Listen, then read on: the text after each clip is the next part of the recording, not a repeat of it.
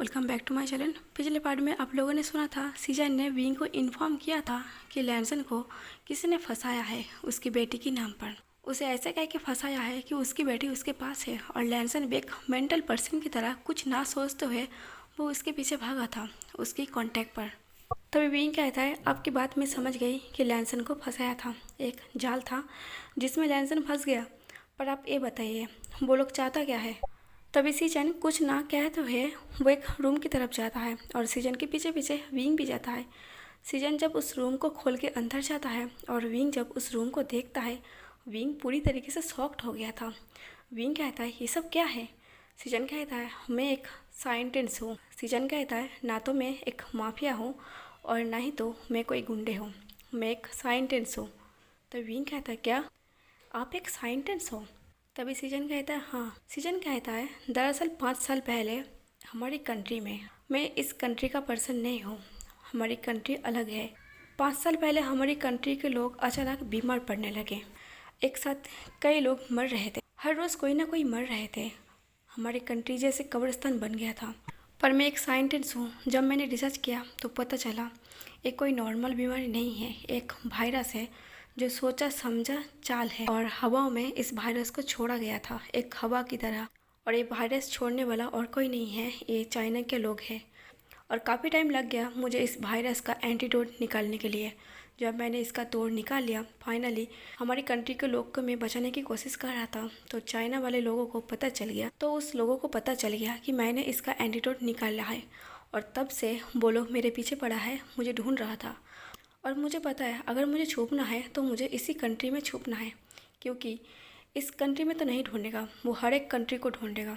इसलिए मैंने सीक्रेटली तुम्हारी कंट्री में छुपा बैठा हूँ। सीक्रेटली मैं अपने काम को अंजाम दे रहा था, क्योंकि इन लोगों ने मुझे एक डेट छोड़ा था। इस डेट पर वो लोग और एक वायरस छोड़ने वाला था, वो और भी ज़्यादा खतरनाक होने वाला था और मुझे इसका तोड़ पहले से ही निकालने वाला था।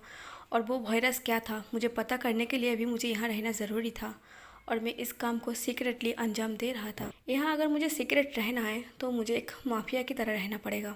और मैंने उस वायरस का भी पता किया है वो लोग कौन सी वायरस छोड़ने वाला है और मैंने उसका तोड़ भी निकाल लिया था। और हमारे प्रोजेक्ट के बीच में ही उन लोगों को पता चल गया मेरे बारे में। और मैं ज़्यादातर घर से नहीं निकलता इस डर से कि मुझे वो लोग पकड़ ना ले। और ये बात उन लोगों को पता भी चल गया कि वांग जी मेरे लिए बहुत ज़्यादा इम्पोर्टेंट है, वांग जी मेरे बहुत ज़्यादा करीब है और मुझे पकड़ने के लिए वो वांग जी को यूज़ किया और वांग जी की कमजोरी को भी। तभी विंग कहता है तो ये बात है। सीजन कहता है हाँ। और उन लोगों को अब मैं चाहिए, अब उन लोगों को मेरा एंटीडोट चाहिए। और अगर मैं उन लोगों के हाथ में आ गया तो मुझे नहीं पता वो लोग मेरे हाथ से क्या क्या करने वाला है। तब विंग कहता है तो आप क्या करेंगे। सीजन कहता है कुछ नहीं, मैंने सोच लिया है। विंग कहता है ये लोग कौन है और वो लोग हमारे चाइना से है।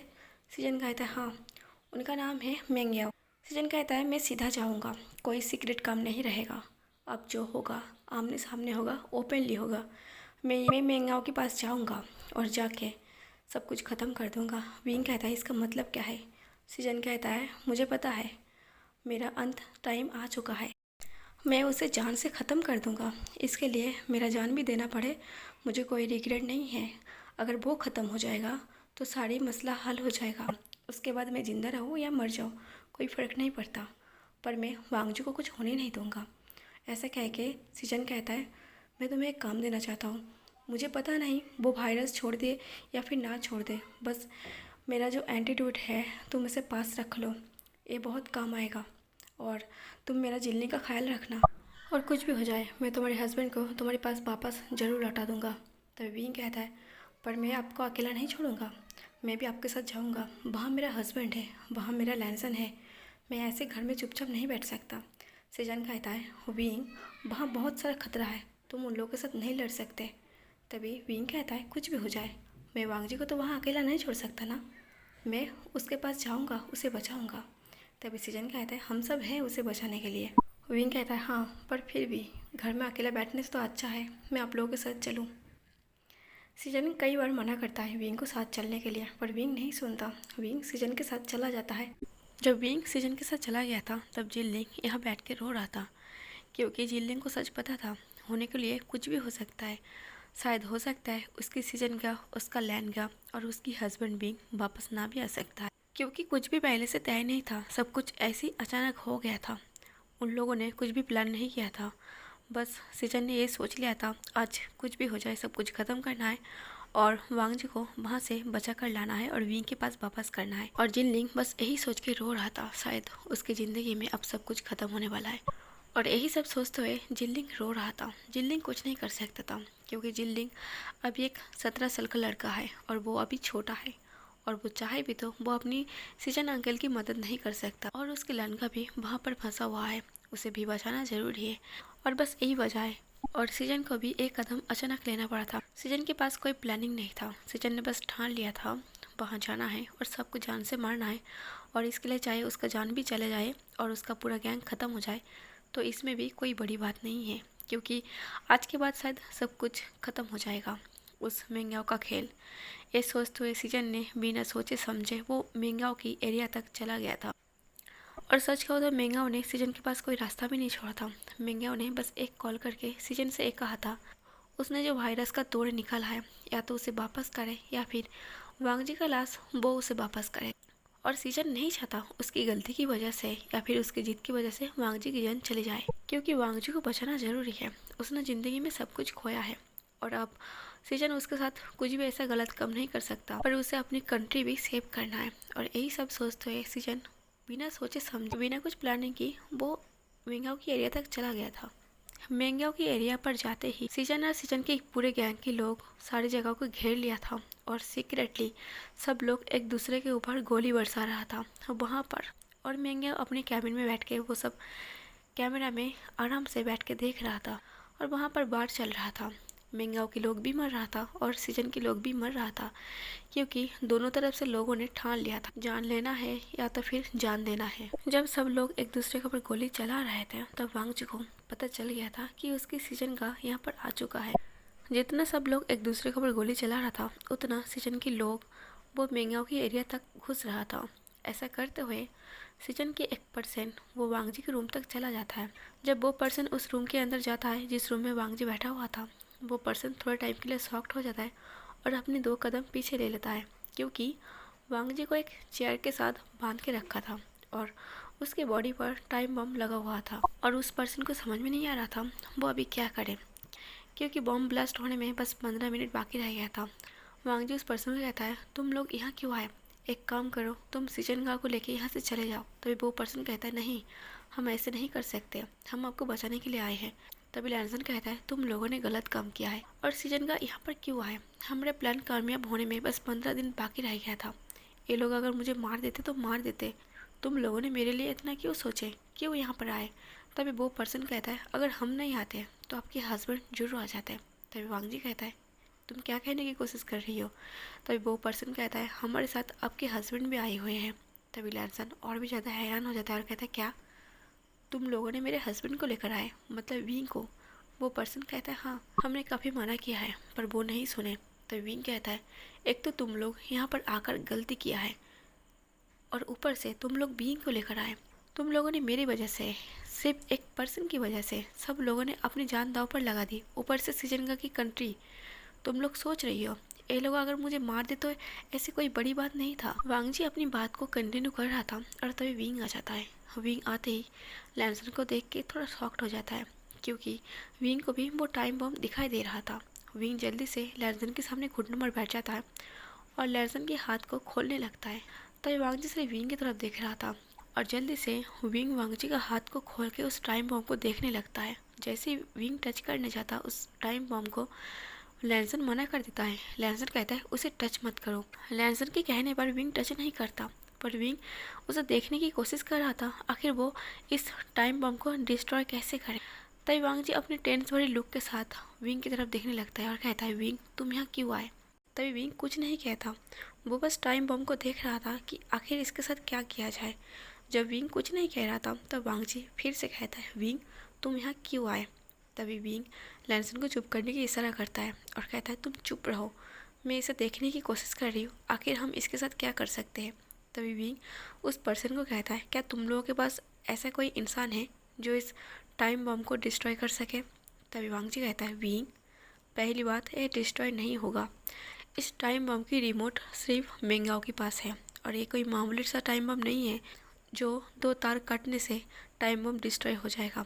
ये एक ऑटोमेटिक टाइम बम है। अगर इसे रिमूव करना है तो इसका रिमोट सिर्फ मेंगाओ के पास है और वो फ़िलहाल अपने सीक्रेट रूम में वो चुपचाप बैठा है और सब कुछ देख रहा है। हो जाता है। विंग उस पर्सन को कहता है, मैं वांगजी को यहाँ से छुड़ाने की कोशिश कर रही हूँ, तुम जल्दी से जाके ये इन्फॉर्म सीजनगा को दो। तभी वो पर्सन वहाँ से चला जाता है। वांगजी कहता है, विंग तुम्हें यहाँ नहीं आना चाहिए था। तभी विंग कहता है, लैंसन क्या तुम थोड़े टाइम के लिए शांत हो सकते हो। तभी वांगजी कहता है, मैं शांत ही हूँ। विंग कहता है, नहीं बिल्कुल नहीं, तुम बिल्कुल भी शांत नहीं हो।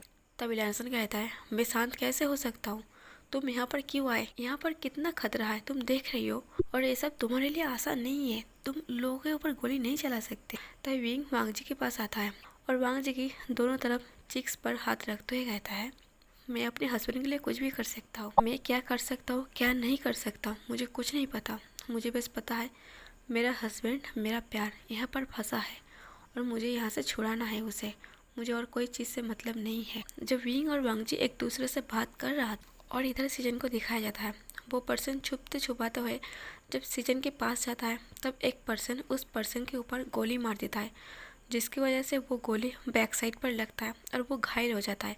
तभी सीजन उस पर्सन को संभालने लगता है और वो अपनी टूटी फूटी वॉइस से वो बहुत तकलीफ के साथ वो सीजन को इन्फॉर्म करता है कि वांगजी की बॉडी पर ऑटोमेटिकली एक टाइम बम लगा हुआ है और उसे डिस्ट्रॉय करने के लिए उसका रिमोट बस मेंगाओ के पास है और वो फिलहाल अपने सीक्रेट रूम में बैठा हुआ है।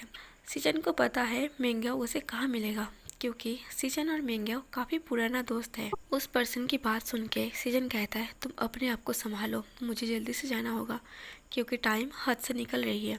ऐसे कह के सीजन वो जल्दी से सीक्रेट रूम के पास जाता है जहाँ मेंगाओ अंदर बैठा हुआ था और मेंगाओ को दिखाई दे रहा था सीक्रेट रूम के बाहर सीजन खड़ा हुआ।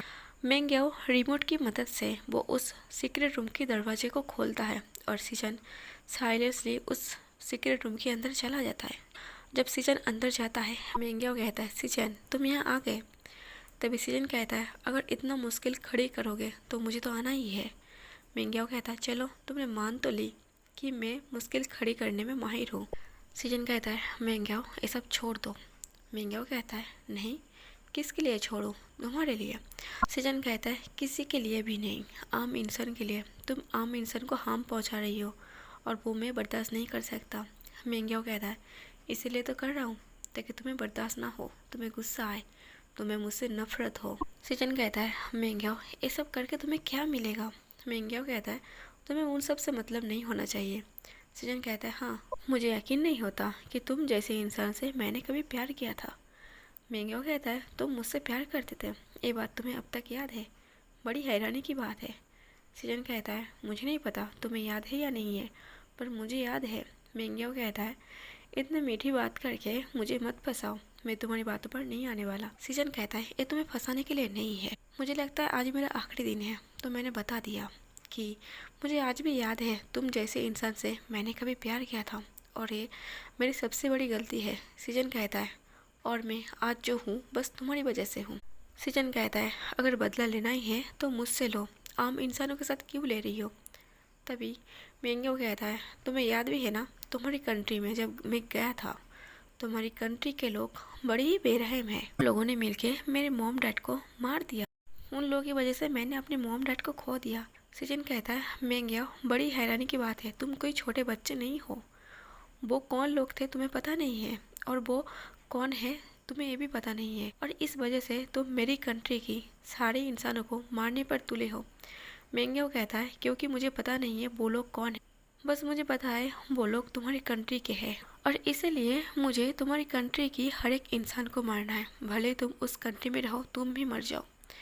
ऐसा सुनते ही सीजन कहता है, ठीक है ऐसी बात है ना, तो ठीक है मैं अपने आप की जान ले लेता हूँ, तब तुम्हारा सारा गुस्सा ख़त्म हो जाएगा, क्योंकि हम दोनों एक दूसरे से प्यार करते थे और तुम मुझसे मिलने आए थे, अपने मॉम डैड को साथ पर लेकर आए थे शादी की बात करने के लिए, और उसी वक्त किसी ने मेरी कंट्री के लोग तुम्हारी मॉम डैड को किसी वजह से मार दिया और तुम उस बात का गुस्सा इस तरीके से निकाल रही हो, तो ठीक है ये सब कुछ मेरी वजह से हुआ है ना, तो मैं अपना जान ले लेता हूँ, अब तो तुम इस बात को भूल जाओगे ना।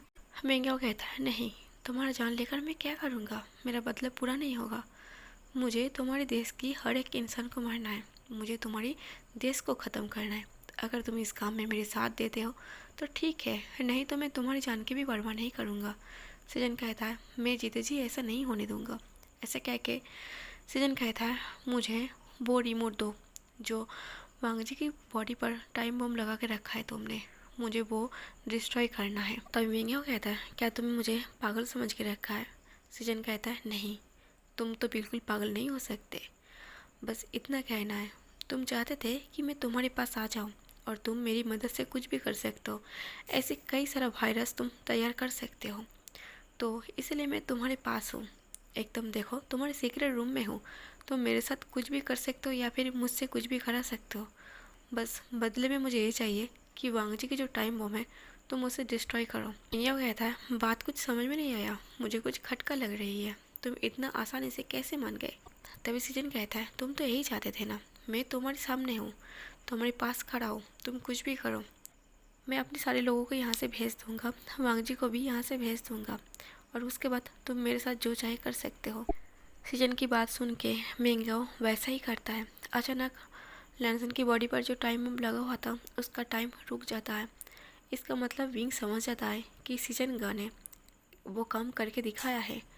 वो टाइम बम डिस्ट्रॉय हो चुका है और विंग वांगजी की बॉडी से वो कोट को निकालता है जिस कोट में वो टाइम बम लगा हुआ था, और वो निकालते ही वांगजी और विंग एक दूसरे को हक कर लेता है और वो दोनों हक करके बस रोने लगता है, क्योंकि विंग बहुत ज़्यादा डर गया था शायद वो वांगजी को खो देगा, और वांगजी भी डर गया था शायद वो विंग को खो देगा।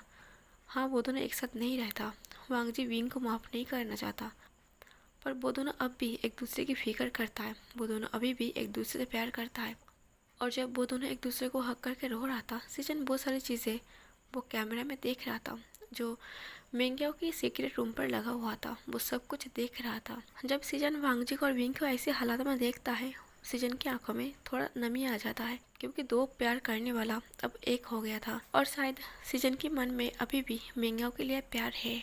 वो बात अलग है कि मिंग्यो बदल चुका है। कुछ टाइम के लिए सृजन विंग को और वांगजी को एक साथ देख के वो अपनी टाइम को याद कर रहा था। और तभी मिंग्यो सृजन के पास आके खड़ा होता है और कहता है, क्या हुआ, तुम ऐसे चुपचाप खड़े क्यों हो गए? तभी सृजन अपने ध्यान को हटाते हुए वो मिंग्यो को कहता है, क्या उस रूम में सीसीटीवी है? मेरा मतलब है, क्या मैं यहाँ से वांगजी के साथ बात कर सकता हूँ? तभी मिंग्यो उस रूम की टीवी को ऑन कर देता है, जिस टीवी पर स्क्रीन पर सृजन को देख सकता था। सृजन कहता है, वांगजी। वांगजी कहता है, सृजन का आप? सृजन कहता है, वांगजी मेरी बात ठीक से सुनो। तुम विंग को लेके और जितने भी लोग अभी तक सेफ है, ठीक ठाक है, वो सारे लोगों को लेके तुम यहाँ से बाहर चले जाओ। तभी वांगजी कहता है, पर सृजन का आप? सृजन कहता है, मेरी चिंता मत करो, और मैं अभी भी तुम लोगों का बॉस हूँ, ये बात मत भूलो। इसलिए मैं जो बोल रही हूँ वही करो। तुम सब लोग को लेके और विंग को लेके यहाँ से जल्दी से बाहर जाओ। तभी वांगजी कहता है, पर सृजन का आप? मैं आपको ऐसे छोड़ के नहीं जा सकता। सृजन कहता है, वांगजी मैं तुमसे एक बात कहना चाहता हूँ, और तुम्हारा हस्बैंड, तुम्हारा प्यार, तुम्हारा विंग तुमसे बहुत ज़्यादा प्यार करता है। वो बस गलत फहमी था और विंग से एक गलती हो गया था, पर उस बात का पछतावा अब भी है उसे। मैं चाहता हूँ तुम विंग को माफ़ कर दो और अपनी लाइफ फिर से पहले की तरह जियो। शायद इसी में तुम्हारा भलाई है। तभी वांगजी कहता है, ये सब बाद में बात करेंगे हम, पहले आप बताओ आप बाहर कब आओगे? तभी मिंग्यो सृजन को एकदम से शोल्डर से पकड़ता है और अपनी करीब खींच लेता है, और वांगजी सब कुछ देख रहा था। मिंग्यो कहता है, लिटिल बॉय इतना सोचो मत, ये मेरा बॉयफ्रेंड है, मैं इसके साथ कुछ नहीं करूँगा। तुम आराम से अपना घर जा सकते हो और अपने हस्बैंड के साथ खुश रहो, और मुझे भी अपने बॉयफ्रेंड के साथ खुश रहने दो। वांगजी ये सुन के थोड़ा हैरान हो जाता है। वांगजी को समझ में आ गया था मिंग्यो जो बोल रही है वो सच है, और शायद उसे सृजन के लिए इतना सोचना नहीं चाहिए। मिंग्यो की और सृजन की बात सुन के वांगजी विंग को लेके और वहाँ पर जितने बचे हुए लोग थे और जितने घायल लोग थे, वांगजी सबको लेके बाहर जाता है। और वांगजी के बाहर जाते ही सृजन विंग्यो के साथ बात करने लगता है। सृजन कहता है, तुम क्या चाहते हो? तुम ये सब काम छोड़ते हो या फिर हम दुनिया ही छोड़ दे? मिंग्यो कहता है, तुम्हारे कहने का मतलब क्या है? सृजन कहता है, मैं तुमसे बहुत ज़्यादा प्यार करता हूँ, पहले भी करता था और अब भी करता हूँ, पर तुमसे ज़्यादा मैं अपने देश से प्यार करता हूँ और इसलिए तुमसे पहले मेरी कंट्री पहले है। मेंग्याओ हंसते कहता है, अब इन सब बातों का कोई फ़ायदा नहीं है, अब तुम मेरे हवाले हो, इसलिए मैं जो कहूँगा वो तुम्हें करना पड़ेगा। सीजन कहता है, जीते जी नहीं, मैं जीते जी तुम्हारी बात कभी नहीं मानूंगा। तभी मेंग्याओ कहता है, तुम करना क्या चाहते हो, तुम कुछ कर भी नहीं सकते। तभी सीजन कहता है, तुम देखना चाहते हो मैं क्या कर सकता हूँ। ऐसा कह के सीजन वहाँ पर एक गैस छोड़ता है जो सीजन ने खुद बनाया था। जब सीजन वो गैस छोड़ता है तब सीजन उस गैस को सूंघ के थोड़ा हैरान हो जाता है, क्योंकि उस गैस को सूंघते ही मेंग्याओ की सांसें अटक गया था, कुछ घुटन सा महसूस हो रहा था। मेंग्याओ कहता है, सीजन तुमने क्या किया है। सीजन कहता है, मुझे पहले से ही पता था मुझे क्या करना है, इसलिए एक वायरस पहले से मैंने भी तैयार करके रखा था।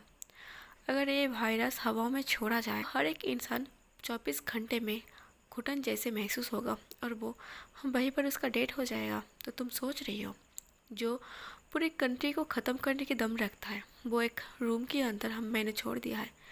ना तो तुम जिंदा रह सकते हो और नहीं तो मैं जिंदा रह सकता हूँ। सीजन मेंग्याओ के पास जाता है। मेंग्याओ को एक घुटन सा महसूस हो रहा था, सीजन को भी घुटन सा महसूस हो रहा था, पर सीजन अभी भी वो स्ट्रांगली खड़ा था।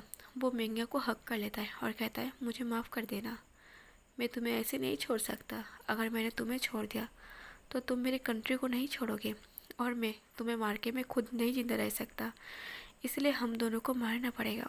मेंग्याओ कहता है, मैं हार गया, मैं तुमसे नहीं जीत सकता। सीजन को और मेंग्याओ को दोनों की घुटन सा महसूस हो रहा था। सीजन पहले तो वो घुटनों पर बैठता है और वो फिर ज़मीन पर लेट जाता है और मेंग्याओ भी सीजन को संभालते हुए वो उसी के साथ घुटनों पर बैठ जाता है। मेंग्याओ सीजन को जगाने की कोशिश कर रहा था, पर सीजन कुछ बोल नहीं पा रहा था।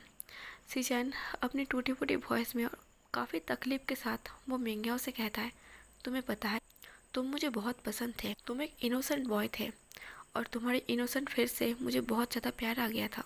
तुम्हें पता है ना, हम ऑनलाइन दोस्ती बने थे, उसके बाद हमें एक दूसरे से प्यार हो गया था। हम आए दिन वीडियो कॉल में बात करते थे, तुम्हें भी मुझसे प्यार हो गया था और मुझे भी तुमसे प्यार हो गया था।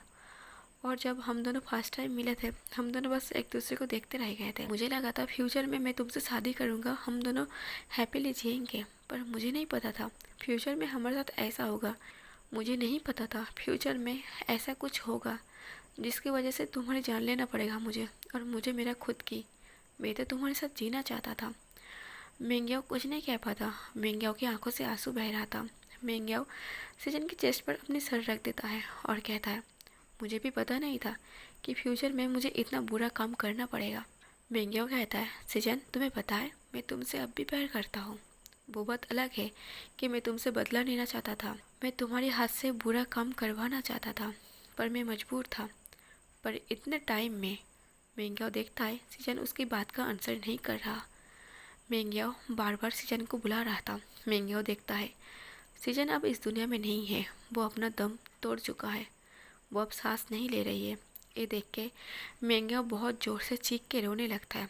आखिर में मेंग्याओ ने सीजन को खो ही दिया था और सीजन की मौत की वजह से मेंग्याओ की भी पता था आखिर उसका जो जीत था वो बहुत गलत था, और मेंग्याओ जो वायरस छोड़ने वाला था जिसकी वजह से सीजन की जो कंट्री थी वो पूरा ख़त्म होने वाला था, वो वायरस नहीं छोड़ता। सीजन उस जगह को बॉम्ब से ब्लास्ट करा देता है जिसकी वजह से वो पूरा बिल्डिंग, पूरा एरिया धमाके के साथ जल जाता है, क्योंकि मेंग्याओ नहीं चाहता था सीजन की मरने के बाद, सीजन जिसकी वजह से, उसकी कंट्री की वजह से वो अपनी जान गंवाई है, वो चीज़ अब वो नहीं करेगा। पर मेंग्याओ को पता नहीं था कि सीजन इस तरीके से अपना कदम उठा लेगा। मेंग्याओ को लगा था सीजन उसके पास है तो शायद वो जीत चुका है, पर मेंग्याओ को पता नहीं था कि सीजन ने उसे हरा दिया है। जब वो जगह बॉम्ब से ब्लास्ट हो जाता, चारों तरफ से आग जल रहा था, तब विंग वांगजी और कुछ लोग दूर खड़ा हुआ था। वो एकदम से हैरान हो जाता है। वांगजी बहुत ज़ोर से चिल्लाने लगता है सीजन के नाम लेके, और विंग वांगजी को पकड़ लेता है। वांगजी चाहता था वो उस जगह पर जाए और सीजन को वहाँ से छुड़ा कर लाए, पर विंग को पता था वो अब नामुमकिन है, शायद सीजन अब तक जिंदा भी नहीं होगा। वांगजी को संभलना थोड़ा मुश्किल हो रहा था और वांगजी वहीं पर बेहोश हो जाता है, क्योंकि वांगजी के माइंड पर असर पड़ा था और जैसे ही वांगजी बेहोश हो गया था विंग वांगजी को हॉस्पिटल में एडमिट किया था।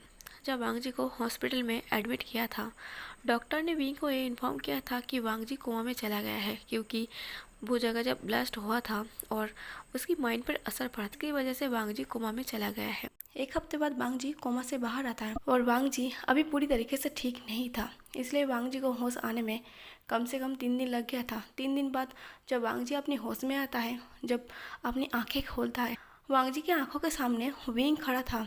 विंग को देख के वांगजी की आंखों में आंसू आ गया था, क्योंकि होश आते ही वांगजी को वो सारी बातें याद आता है जब सीचन उस बिल्डिंग में आग में जल के मर गया था। वांगजी को भी ये सच पता था, जिस तरीके से वो बिल्डिंग ब्लास्ट हुआ था वहाँ कोई भी रहता वो जिंदा नहीं होता। वांगजी बस अपनी टूटी वॉइस में विंग से ये पूछता है, जिल्लिंग कहाँ है, वो ठीक है ना। तभी जिल्लिंग अंदर आता है और जिल्लिंग को देख के वांगजी की फेस पर एक छोटी सी स्माइल आ जाता है, कम से कम जिल्लिंग तो ठीक है। वांगजी जिल्लिंग से कुछ बात करने की कोशिश कर रहा था, जिल्लिंग मना कर देता है। जिल्लिंग कहता है, आप इतना बातें मत करो, पहले पूरी तरीके से ठीक हो जाओ, फिर आप बात कर लेना। वैसे भी अब मेरी जिम्मेदारी आपके ऊपर है, आपको मेरी पूरी जिम्मेदारी लेनी पड़ेगी। लैंजन बस पलके झपका के इशारों में हाँ कह देता है। सॉरी गाइस, मेरे घर में थोड़ा काम चल रही है, तो साइड से आपको नॉइसेस सुनाई दे सकती है। और 2-3 दिन हो गया था मैं वीडियो नहीं डाला था, और आज मेरा रिकॉर्डिंग करना काफ़ी ज़रूरी था, और इसलिए मैंने इसी के साथ ही रिकॉर्डिंग करना स्टार्ट कर दिया था। तो आई नो, मुझे पता है कि आप लोग इस बात को इग्नोर करोगे, तो चलिए फिर से मैं एक्सप्लेन स्टार्ट करती हूँ। लैंजन और विंग के बीच में अभी भी एक ऑकवर्ड सा सिचुएशन था। ना तो विंग बात कर पा रहा था और ना ही तो लैंजन विंग से बात कर पा रहा था। वो बस ऐसे ही साइलेंसली लेटा हुआ था और लैंजन को इस चीज़ से और भी ज़्यादा ऑकवर्ड फील हो रहा था। और तभी विंग की मॉम भी आ जाता। जैसे ही लैंजन विंग की मॉम को देखता है, लैंजन थोड़ा हैरान हो जाता है। लैंजन सोचता है, विंग की मॉम उसे देखने आई है, ये तो इम्पॉसिबल है। फिर भी लैंजन कहता है, मैम आप यहाँ। विंग की मॉम ने उसे मॉम कहने के लिए मना किया और इसलिए लैंजन विंग की मॉम को मैम कहता था। लैंजन कहता है, मैम आप यहाँ। तभी विंग की मॉम कहता है, हाँ मुझे माफ़ कर दो। तभी लैंजन कहता है, कोई बात नहीं, वैसे भी मैं उस चीज़ को भूल चुका हूँ। तभी विंग की मॉम कुछ टाइम के लिए फ्लैशबैक जाता है। विंग की मॉम एक बिजनेसमैन लेडी था, वो अपनी बिजनेस को काफ़ी अच्छे से हैंडल करता था और विंग की मॉम ये चाहता था उसके बाद विंग अपने बिजनेस को अच्छे से हैंडल करे। पर वो लैंजन के प्यार में इतना पागल हो गया था, वो बिजनेस को ठीक से चला नहीं रहा था और बस विंग की मॉम ये चाहता था कि वो लैंजन को विंग की ज़िंदगी से हटा दें। और यही कोशिश में विंग की मॉम ने एक बार सीढ़ियों से गिरने की कोशिश की थी और वो इल्ज़ाम लैंजन के ऊपर लगाने वाला था। पर उस टाइम लैंजन अपनी बेडरूम में सो रहा था और विंग की मॉम को लगा था शायद वो जब सीढ़ियों से गिरेगी तब लैंजन उसे बचाने की कोशिश करेगी। पर लैंजन ने उसे बचाने की कोशिश नहीं किया था, क्योंकि लैंजन को पता ही नहीं था कि विंग की मॉम सीढ़ियों से नीचे गिर रही है। और इसी के चलते विंग की मॉम की पहली कोशिश बेकार हो गया था। वो सीढ़ियों से गिर तो गया था पर उसे कुछ नहीं होता, बस उसके टांग टूट गई थी। और बस 15 दिन बाद फिर से विंग की मॉम ने यही कोशिश किया था और तब जाके वो सक्सेसफुल हुआ था। और उसी वक्त लैंजन को एक गुड न्यूज़ मिला था कि वो प्रेग्नेंट है। पर उसी वक्त इतना कुछ हो गया कि लैंजन किसी को इन्फॉर्म भी नहीं कर पाया, यहाँ तक विंग को भी ये नहीं बता पाया कि वो प्रेग्नेंट है। पर बाद में लैंजन को ये सही लगा कि अच्छा ही हुआ किसी को पता नहीं था कि वो प्रेग्नेंट है। शायद वो प्रेग्नेंट होता, शायद विंग को पता चलता तो शायद वो उस पर तरस खा के उसे अपने घर पर रख लेता, जो लैंजन बिल्कुल भी नहीं चाहता था कि उसके ऊपर कोई तरस खाए। विंग की मॉम फाइनली अपने फ्लैशबैक से बाहर आता है और कहता है, वांग जी क्या तुम मेरे बेटे की ज़िंदगी में फिर से वापस आना चाहोगे। तब लैंजन ये सुन के थोड़ा हैरान हो जाता है पर कुछ नहीं कहता। लैंजन बस साइलेंस रहता है। विंग की मॉम कहता है, वांग जी मैंने जो किया है वो दरअसल गलत था। मैंने विंग के सामने सारी बात खुल के भी बता दिया है कि मैंने जो तुम पर इल्ज़ाम लगाया, तुम मुझे जान से मारने की कोशिश की है, वो सब झूठ है। बस मुझे विंग से अलग करना था तुम्हें, पर ये नामुमकिन है। विंग तुमसे इतना ज़्यादा प्यार करता है कि उसके दिल से तुम्हें निकालना नामुमकिन है और मैं इस बात से अब हार मान चुका हूँ। तभी लैंजन कहता है, कोई बात नहीं, जो हो चुका है वो हो चुका है, आपने अच्छा ही किया था। इससे तो पता चला विंग मुझसे कितना ज़्यादा बिलीव करते हैं। प्यार करना अलग बात है, पर प्यार से ज़्यादा लोगों की भरोसा जीतना वो अलग बात है। मुझे लोगों की भरोसा चाहिए, प्यार से भी ज़्यादा। वो भरोसा जो विंग ने तोड़ा था, मैंने विंग से एक बार नहीं बार बार वादा लिया था कि मुझे कभी अकेला मत छोड़ना। विंग ने बार बार वादा किया था कुछ भी हो जाए वो मुझे नहीं छोड़ेगा, पर एक छोटी सी झूठे इल्ज़ाम विंग इतनी जल्दी बिलीव कर लिया। तभी विंग की मॉम कहता है, वांग जी दरअसल उसके सामने उसकी मॉम खड़ा था, अगर कोई और होता तो शायद वो इतना जल्दी बिलीव नहीं करता। उसे लगा कि शायद उसकी मॉम कभी गलत नहीं हो सकता क्योंकि मैं उसका मॉम हूँ। उनको ये नहीं पता था कि उसकी मॉम भी गलत हो सकता है। तभी विंग अपनी मॉम को रोकते हुए कहता है, मॉम अब ये सब बातें छोड़ो, मैं लैंसन को उसकी तरह जीने दूंगा। अगर वो मेरे बिना जीना चाहता है वो जी सकता है, मैं उसके साथ ज़बरदस्ती नहीं कर सकता। मैंने उसका भरोसा तोड़ा है और अगर किसी का हम भरोसा तोड़ते हैं तो उस भरोसे को दोबारा जीतना काफ़ी नामुमकिन होता है और ये सच मुझे पता है। शायद लैंसन फिर से कभी मेरे ऊपर भरोसा नहीं कर पाएगा और मैं इसलिए अपना जीत को छोड़ता हूँ और लैंसन को भी। लैंसन जहाँ चाहे वहाँ रह सकता है। और एक बात, फिलहाल लैंसन बीमार है, उसके सामने ये सब बात करना ठीक नहीं है जिससे लैंसन को हर्ट हो। मैं नहीं चाहता लैंसन हर्ट हो जाए। विंग कहता है, मॉम आप यहाँ, तो वो कहाँ है? तभी विंग की मॉम कहता है, वो बाहर है, हॉस्पिटल में उसका आना ठीक नहीं होगा। उसकी सेफ्टी के लिए और उसकी हेल्थ के लिए मैंने उसे बाहर छोड़ा है। तभी विंग कहता है, आपको उसे बाहर नहीं छोड़ना चाहिए था, एक बार उसे लैंसन से मिलवा तो दो। तभी लैंसन थोड़ा हैरान हो जाता है, आखिर विंग किसकी बात कर रही है। विंग जब बाहर जा रहा था उसे लाने के लिए, तब विंग की मॉम कहता है, तुम उसे अंदर लेके आ रही हो पर 10 मिनट के लिए, इससे ज़्यादा नहीं, उसकी हेल्थ के लिए ज़रूरी है, वो अभी छोटी है। तो विंग कहता है, आई नो मॉम, मुझे पता है। ऐसा कह के विंग बड़ी खुश होकर हैप्पीनेस के साथ वो ई को कार से हॉस्पिटल के अंदर ले आता है लैंसन के पास। जब विंग की गोद में एक छोटी सी बच्ची को देखता है, वो अब 3.5 साल की थी, तब वांग जी कुछ टाइम के लिए शॉक्ड हो गया था और बस विंग को ही देख रहा था। विंग कहता है, लैंसन क्या तुमने इसे पहचाना? लैंसन थोड़ा हैरानी के साथ उठ के बैठता है और उसे अच्छे से देखने की कोशिश करता है। विंग कहता है, तुमने नहीं पहचाना? ये हमारी बेटी है ई। तभी लैंसन की आंखें भर आता है। लैंसन बस ई की तरफ देख रहा था। लैंसन के मुंह से कुछ लफ्ज़ नहीं निकल रहा था, वो मुश्किल से ये कह पाता है, क्या सच में? विंग कहता है, हाँ लैंसन, ये हमारी बेबी है ई, हमारी बेटी। तब लैंसन कहता है, क्या तुम सच बोल रही हो? कहीं मैं सपना तो नहीं देख रहा? तो विंग कहता है, नहीं लैंसन, तुम सपना नहीं देख रही हो, ये सच में हमारी बेटी है। तभी विंग की मॉम कहता है, वांग जी, विंग तुम्हारी बेटी ई और मैं, हम सब तुम्हारी बेसब्री से इंतज़ार कर रही हो। अगर तुम हमारी लाइफ में फिर से वापस आओगे तो हम फिर से एक होके अपनी फैमिली टाइम एंजॉय कर सकते हैं। तभी विंग कहता है, लैंसन, मैं तुम्हारे साथ कोई ज़बरदस्ती नहीं करना चाहती। 2 दिन के बाद तुम्हें इस हॉस्पिटल से डिस्चार्ज मिल जाएगा। अगर तुम मेरी लाइफ में आना चाहते हो तो तुम मेरे घर आ जाना। अगर मेरे घर नहीं आना चाहते हो तो मैं तुम्हें ज़बरदस्ती नहीं करूँगा। तुम ई को लेके तुम जैसे जीना चाहते हो तुम वैसे जी सकते हो। तभी जिल्लिंग कहता है, लनगा, मैं आपसे एक बात कहना चाहूँगा। मुझे पता है अभी मैं बहुत छोटा हूँ, इन सब में नहीं पढ़ना चाहिए, पर मैं एक बात कहना चाहूँगा। अगर आप सच में अपने हस्बैंड को छोड़ के खुश हो तो चॉइस आपकी है, और अगर आप भी अब अपने हस्बैंड से प्यार करते हो तो बस सब कुछ छोड़ दीजिए, फिर से खुश रहने की कोशिश कीजिए और अपने हस्बैंड के साथ। तब लैंसन सबकी तरफ देखने लगता है। विंग कहता है, 2 दिन बाद जब तुम्हें डिस्चार्ज मिल जाएगा मैं तुम्हारे पास नहीं आऊँगा तुम्हें लेने के लिए, क्योंकि अगर तुम मेरे साथ नहीं गए और तुम हमारी बेबी को लेके अलग रहने के लिए कहीं चले गए तो मैं वो नहीं देख पाऊँगा। इसलिए मैं अपना ड्राइवर, अपना कार और ई को भेजूँगा। अगर तुम्हें मेरे लाइफ में आना है तो ड्राइवर के साथ ई को लेके मेरे घर में आ जाना। दरवाजे में खड़े होकर मैं तुम्हारा वेट करूँगा। और अगर तुम्हें मेरी लाइफ में नहीं आना है, तुम मुझे नहीं माफ़ करना चाहते तो मर्ज़ी तुम्हारी है, तुम ई को लेके कहीं पर भी जा सकते। ऐसे कह के विंग ई को लैंसन की गोद में बिठा देता है। लैंसन उसे हक करके बहुत ज़ोर ज़ोर से रोने लगता है, क्योंकि इन सालों में ई ने एक मेंटल पर्सन की तरफ अपनी बच्चे को ढूंढा था। फाइनली उसकी बच्चे उसकी गोद में था। जब उसकी बेटी उसके पास से खो गया था तब ई बस 3 महीने का था और अब वो 3.5 साल का हो गया था। और विंग से पूछता है, ई तुम्हें कहाँ मिला? तब विंग की मॉम सारी सच्चाई वांग जी को बताता है। और जब सारी सच्चाई लैंसन सुन लेता है तब लैंसन विंग की मॉम को थैंक यू कहता है और कहता है, अगर आप नहीं होते तो शायद इसका पता लगाना मुश्किल था कि अब ये कहाँ था और ये कहाँ होता मुझे नहीं पता, शायद ज़िंदगी भर मैं अपनी बेटी को नहीं ढूंढ पाता। लैंसन काफ़ी टाइम अपनी बेटी को देख रहा था, उसके बालों को ठीक कर रहा था, उसकी चीक्स को पिंच कर रहा था। लैंसन स्माइल भी कर रहा था। पहले उसकी बेटी उसके पास था। लैंसन ई के चीक्स पर किस करते हुए कहता है, ज़रा मुझे देखने तो दो, तुम किसकी तरह बने हो। तभी विंग टाइम ना लगा तो एक झटके में बोल देता है, ये तुम्हारा तरह दिखने में है, बिल्कुल ब्यूटीफुल, एकदम से। तभी लैंसन विंग की तरफ देखने लगता है और विंग थोड़ा ऑकवर्ड फील करता है और अपनी नज़रों को झुका लेता है।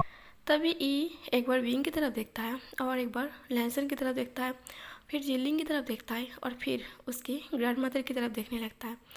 फाइनली सबकी फेस देखने के बाद ई कहता है, मैं तो इस ओल्ड लेडी की तरह देखने में हूँ। तभी विंग कहता है, नॉटी गर्ल, ये ओल्ड लेडी नहीं है, ये तुम्हारी ग्रैंड माँ है। तभी विंग की मॉम हंसते कहता है, तुम्हारे डैड को कुछ नहीं पता, तुम बिल्कुल मेरी तरह दिखने में हो, मेरे जैसा ब्यूटीफुल। 10 से 15 मिनट हो गया था। हॉस्पिटल के अंदर इतने सारे लोग थे। तभी एक नर्स आ जाता है और कहता है, आप इतने सारे लोग पेशेंट के पास नहीं रह सकते, आप लोगों को बाहर जाना पड़ेगा। तब विंग कहता है, हाँ हम बाहर चलते हैं। विंग कहता है, लैंसन अभी मैं इको लेके जा रही हूँ, मैं कल फिर से तुम्हारे पास इको लेकर आऊँगा। ऐसे कह के जब विंग इको लेके जा रहा था, लैंसन का मन कर रहा था वो अभी घर जाए। लैंसन को इको छोड़ने का मन नहीं कर रहा था, पर फिर भी वो हॉस्पिटल पर था और लैंसन को भी ये बात पता था, एक छोटी बच्ची के लिए, उसकी हेल्थ के लिए उसे हॉस्पिटल पर रहना ठीक नहीं है, इसलिए लैंसन भी कुछ नहीं कह पाता। फाइनली 2 दिन हो गया था। 2 दिन के बाद जैसे विंग ने कहा था ड्राइवर को भेजेगा और साथ में ई को भी, अगर उसे विंग की लाइफ में आना है तो विंग उसके लिए दरवाजे पे खड़े होकर वेट करेगा, अगर नहीं आना है तो वो कहीं पर भी जा सकता है। विंग काफ़ी घंटों तक दरवाजे में खड़े होकर वो लैंसन का वेट कर रहा था और विंग की मॉम भी। विंग की मॉम विंग को बाद में समझाता है शायद वो नहीं आएगा। विंग कहता है, फिर भी ड्राइवर तो घर आएगा ना, मैं उससे पूछूंगा आखिर वो गया कहाँ। और विंग अपसेट हो जाता है उसकी मॉम की बात सुन के। शायद कई हद तक विंग को भी लग रहा था शायद वो नहीं आएगा, क्योंकि काफ़ी टाइम लग गया था। विंग इधर से उधर किए जा रहा था और बार बार दरवाजे के सामने आके खड़ा हो रहा था और फिर जाके हॉल में बैठ रहा था, पर लैंसन नहीं आ रहा था। और जब विंग हॉल पर ही बैठा हुआ था, फाइनली विंग को समझ में आता है एक कार बाहर आके खड़ा हुआ है। विंग जल्दी से दौड़ते हुए वो दरवाजे के सामने खड़ा होता है और बस कार से बाहर आने की वेट कर रहा था। जब फाइनली उस कार की डोर ओपन करके लैंसन बाहर आता है, विंग ये देख के इतना ज़्यादा खुश हो जाता है। विंग जल्दी से दौड़ते हुए वो लैंसन के पास जाने लगता है। लैंसन ने ई का उंगली पकड़ के रखा हुआ था और ऐसे विंग को दौड़ते हुए भाग के आते हुए देख के लैंसन बस वही फ्रीज होके खड़ा हो गया था। और विंग इतना ज़्यादा दौड़ के गया था, वो जब लैंसन को हक करता है, वो दोनों की चेस्ट एकदम से धक्का जैसा लगता है और जिस धक्के की वजह से लैंसन कार में पुश हो जाता है। लैंसन को थोड़ा लगता भी है क्योंकि लैंसन अभी भी बीमार है और विंग को ये भी ख्याल नहीं था कि लैंसन बीमार है और उसे लग सकता है। बस विंग इतना ज़्यादा खुश था, वो लैंसन को टाइटली हग कर लेता है जैसे ही लैंसन कहीं भागा ना जाए। और इसी के चलते खुशी के मारे विंग की आंखों से आंसू भी आ जाता है। विंग कहता है, तुम वापस आ गए, मुझे पता था तुम मुझे छोड़ के नहीं रह सकते, मुझे पता था तुम मुझसे अभी प्यार करते हो। ऐसा कह के विंग लैंसन की दोनों चीक्स पर किस करता है, फोरहेड पर किस करता है, उसकी चीन पर किस करता है और सडनली उसकी लिप पर भी किस करने लगता है और लैंसन की लिप को नहीं छोड़ता। विंग को पता नहीं था वो ऐसी मेंटल हरकतें क्यों कर रही है, बस वो बहुत ज़्यादा खुश था और खुशी के मारे उसे कुछ होश भी नहीं था। और जब विंग लैंसन की लिप को नहीं छोड़ा था, बस ऐसे ही किस किए जा रहा था, तब जिलिंग और विंग की मॉम पीछे से आके वो गले को ठीक करते कहता है, क्या तुम लोग इतना सेमलेस बन गए, बाहर ये सब स्टार्ट कर दिया, कुछ टाइम वेट नहीं कर सकते। तब विंग को कुछ भी सुनाई नहीं दे रहा था और लैंसन बस विंग को अलग करने की कोशिश कर रहा था क्योंकि उसके पीछे उसकी मॉम खड़ा है। फाइनली कुछ टाइम बाद विंग वांगजी को छोड़ता है और उसके चीज को पकड़ते हुए कहता है, तुम मुझे फिर से छोड़ के नहीं जाओगे ना, अगर मैंने गुस्से में कुछ बोल दिया क्या तुम मुझे एक मौका नहीं दोगे। तभी वांगजी कहता है, इतना कुछ होने के बाद तुम्हें अभी भी गुस्सा करने का मन कर रहा। विंग कहता है, नहीं, पर अगर मैंने गलती से कुछ गुस्से में बोल दिया तो मुझे छोड़ के तो नहीं जाओगे ना, मुझे तुमसे वादा चाहिए कि तुम मुझे कभी नहीं छोड़ोगे। तभी लैंसन कहता है, पहले क्या तुम मुझे अंदर जाने दोगे, अभी भी मैं बीमार हूँ, मैं इतने टाइम खड़े नहीं रह सकता।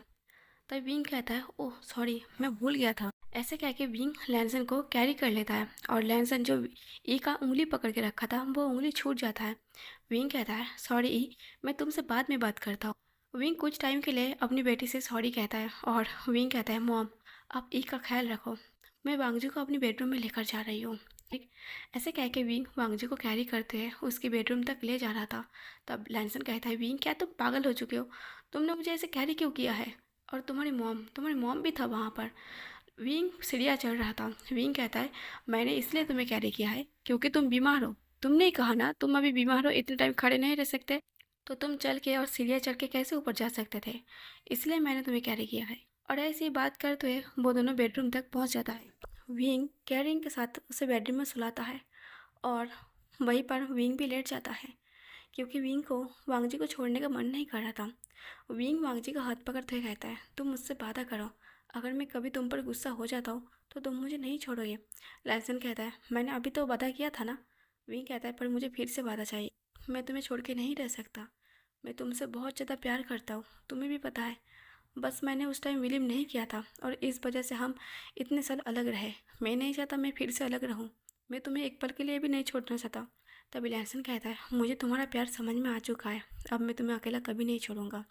अगर तुम गुस्सा करते हो तो कुछ टाइम के लिए मैं तुम्हारा गुस्सा सह लूँगा। और इस बार लैंसन खुद विंग की कॉलर को खींचते हुए वो विंग को किस कर लेता है और कहता है, इतने साल मैं भी तुमसे अलग रह के ठीक से नहीं रहा था, मैं भी तुम्हें बहुत मिस किया है। और वो दोनों फिर से किस कर लेता है और इसी के चलते हुए इस हैप्पी एंडिंग के साथ ये स्टोरी ख़त्म होता है। सॉरी गाइस, मैंने स्टोरी को ख़त्म करने के लिए काफ़ी जल्दबाजी किया है क्योंकि इतना लो लेवल का व्यूज़ देख के ना मुझे मन नहीं कर रहा था कि मैं इस एफ को कंटिन्यू करूँ। फिर भी मैं हर एक एफ को कंप्लीट करता हूँ, चाहे कितना भी बोरिंग हो और चाहे कितना भी व्यूज़ लो हो। और मुझे इसे कंप्लीट करना था तो मैंने इसे ज़्यादा खींचा नहीं, कुछ और भी टॉपिक बचा था जिसे मैंने कट कर दिया है, एफ को यहीं पर ख़त्म किया है। आई नो आप लोग मेरी बात को अच्छे से समझोगे और मैं कोशिश करूँगा इसके बाद और एक न्यू एफ लाने की और वो इंटरेस्टिंग हो, आई होप आप सबके लिए। तो चलिए इस एफ को यहीं पर ख़त्म कर देती हूँ। और अगर आज का लास्ट पार्ट आपको अच्छा लगा है तो प्लीज़ कमेंट करके बता देना, लाइक और शेयर कर देना और मेरे चैनल को सब्सक्राइब जरूर कर लेना। Thank you for watching.